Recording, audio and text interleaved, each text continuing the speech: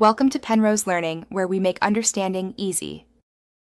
You begin by securing your data. Backup saves to PS Plus or an external USB. This protects purchases and progress. Once done, sign out of your PSN account and deactivate the console as your primary PS4 to avoid license issues. Make sure your DualShock is charged and connected via USB. You will need it to navigate safe mode.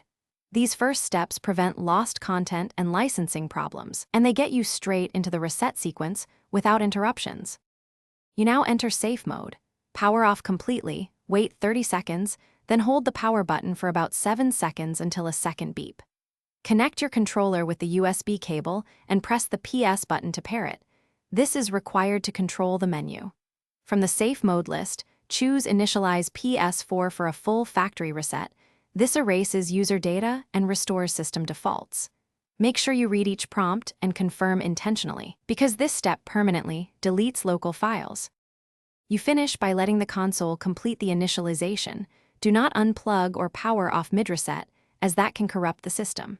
After the reset, reinstall or update system software if prompted. You may use a USB installer for a clean OS reinstall. If the process stalls or the PS4 freezes, try Safe Mode's Rebuild database first. It often fixes file issues without wiping everything. Finally, sign back into PSN and restore saves from your backup.